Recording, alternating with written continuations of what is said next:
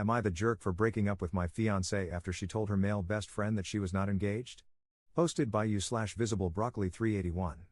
My now ex-fiancée, 30F, and I, 27M, got engaged 3 weeks ago. We've been dating for 5 years, and I finally saved enough money to give her the wedding she wanted. 3 days ago, we were discussing our guest list, and I asked if she wanted to invite her best friend, let's call him James, 30M. James lives in another state, but since they had been friends for 10 years, I thought it would be nice to have him at the wedding. I even considered paying for his travel expenses. She declined, saying it would take a lot of effort to bring him and that she wanted it to be a family event.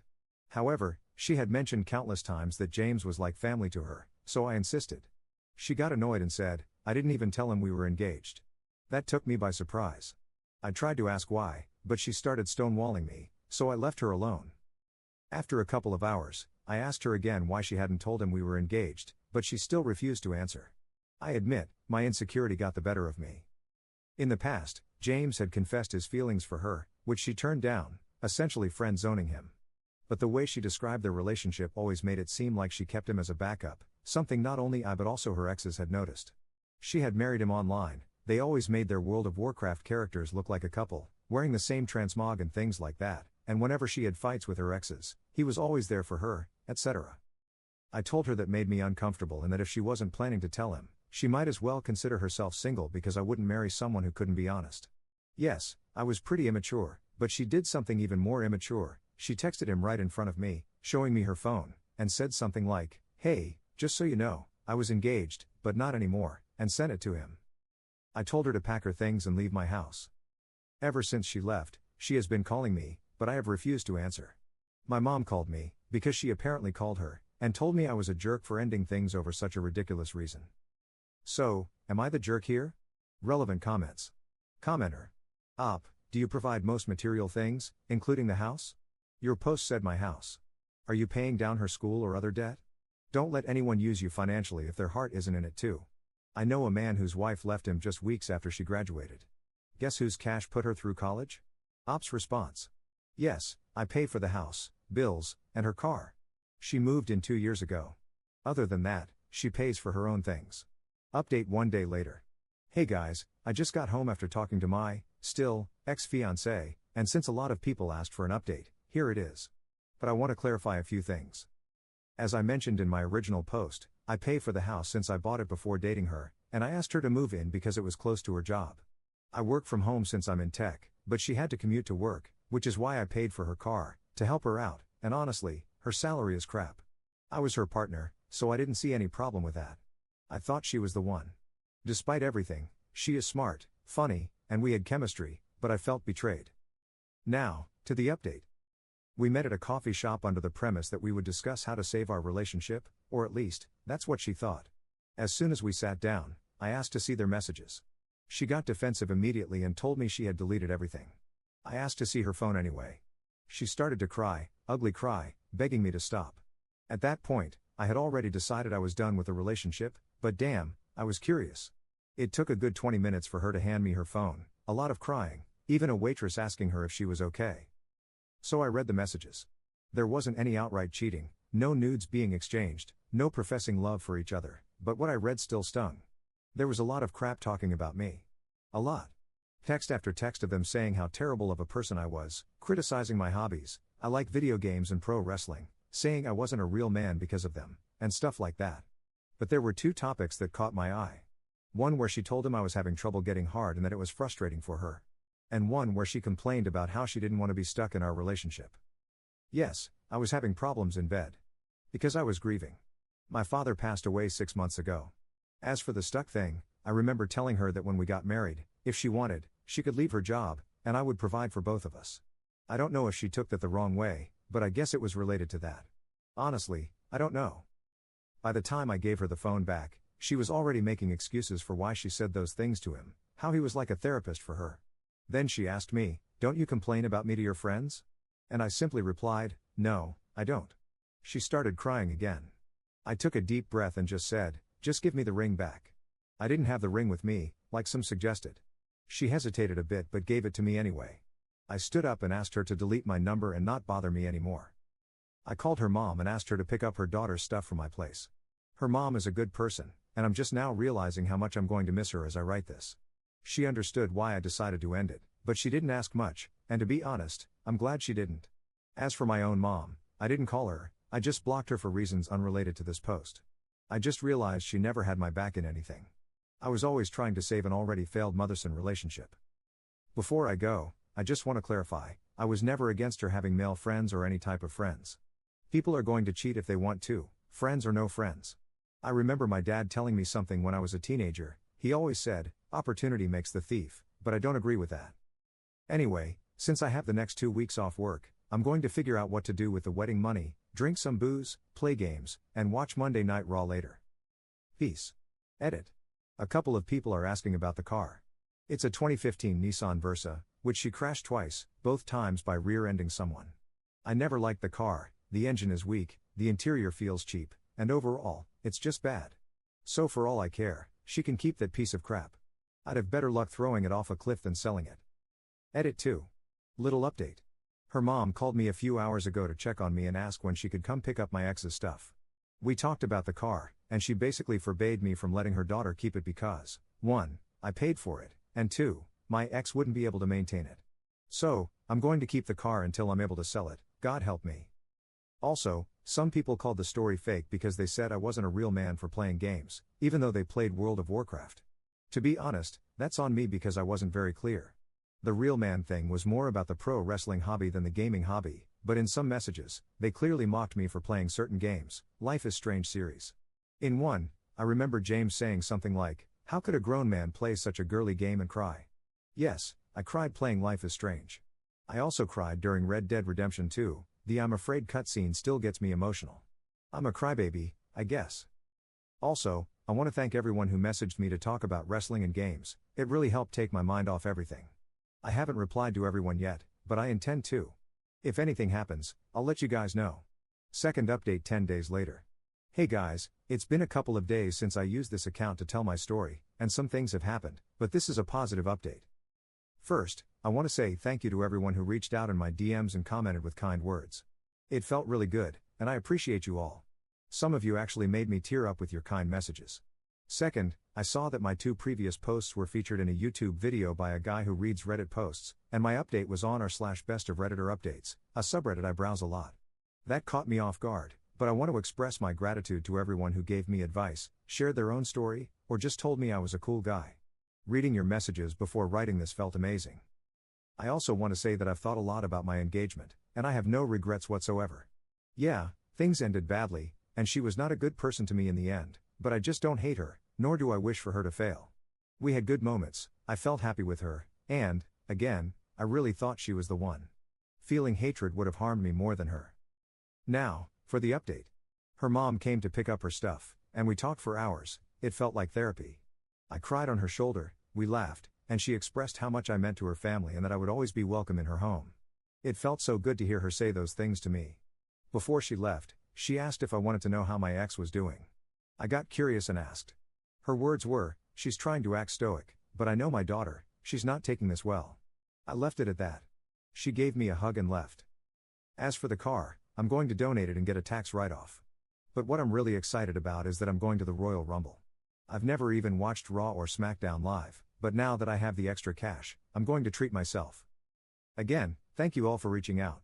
And sorry to the people who love drama, this update doesn't have an unwanted pregnancy, a fight, chaos, or a plot twist. The truth is, my life is just really, really boring. Third update 1 month 2 weeks later. Hello, guys. Most of you might not remember me because my original post was 2 months ago, but something happened that I thought was worthy of an update. Since the breakup, I've tried to stay as busy as possible, going to work, hitting the gym, playing on my new Switch. On weekends, I started modding and repairing old consoles, a hobby that turned out to be quite expensive, not gonna lie. I even modded my own Switch, sorry, Nintendo. And I was managing to get through the days without feeling sad. Well, yesterday, my ex-mother-in-law called me to catch up. She has been calling me every week or so and invited me to spend Christmas at her house with her family. I immediately refused because, even though I don't hate my ex, there are other people I would rather spend the holidays with. But then she said something that made me feel a bit sad. She mentioned that my ex wouldn't be there since she was spending Christmas with James, as they are now kinda dating, her words.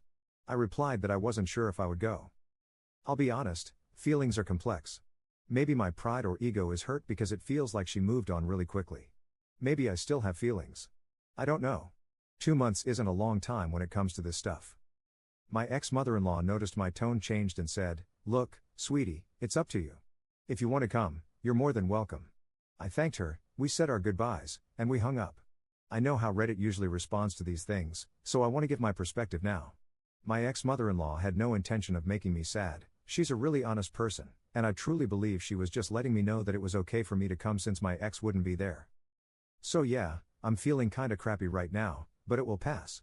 Maybe I'll even change my mind and spend Christmas with them. My ex-mother-in-law's food is some of the best I've ever had, and I wouldn't mind a free plate, lol.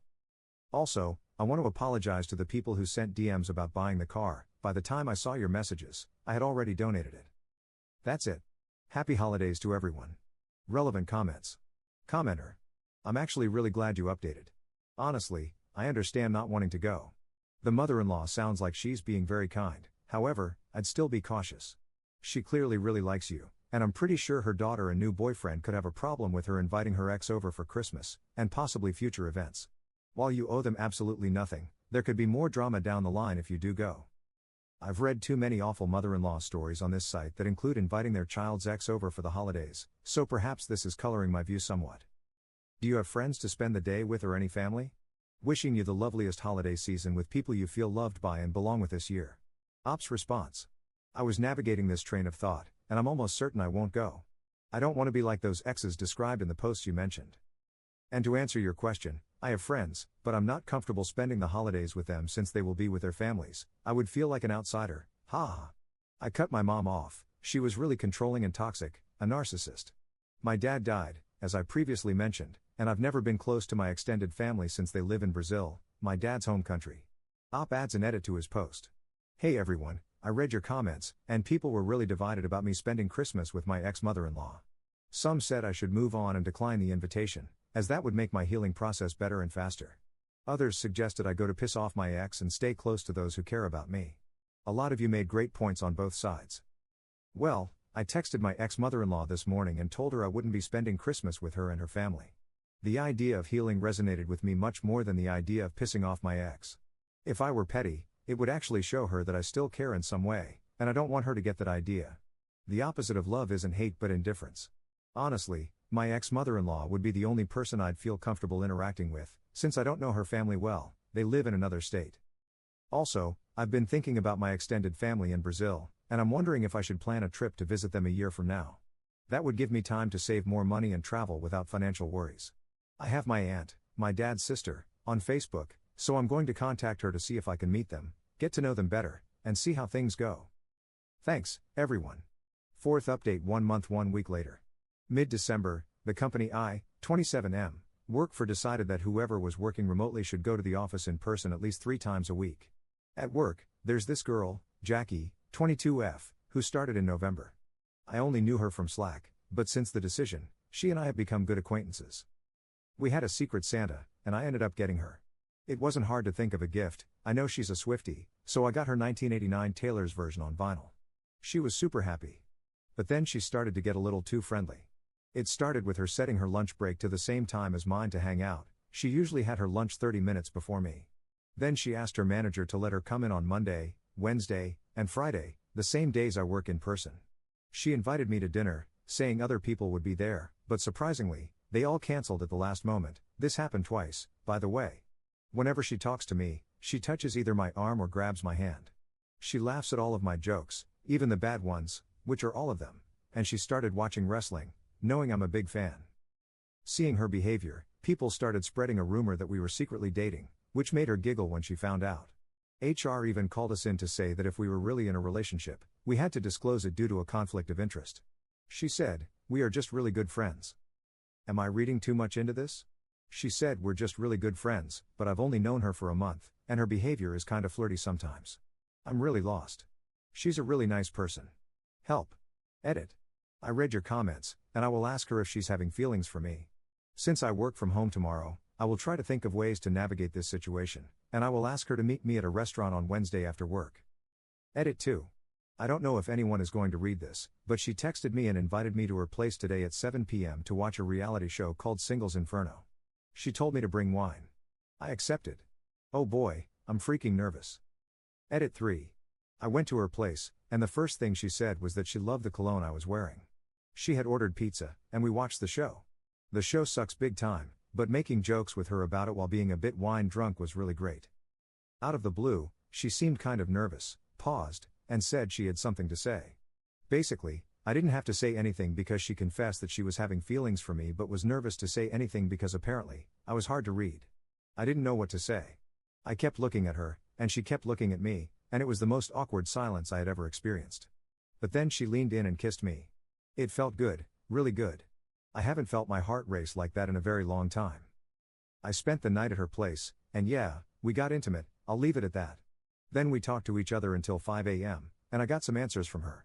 The first time she invited me to dinner, she actually invited other people, and they really did cancel at the last moment. She wanted me there because it was less scary to approach me in a group setting. The second time, she really planned to have just me at dinner with her. For her, it was frustrating that I wasn't noticing all the signs she was giving, but at the same time, she thought it was cute. Inviting me to watch the show and drink wine was her Hail Mary attempt to make me realize that she liked me. She told me that we didn't need to rush things because I told her that I liked her but was afraid of carrying the baggage of my previous relationship into this. She said I could take my time to process my feelings. But the fact is, I like her, I really, really like her, and I think a relationship is something I want to pursue with her.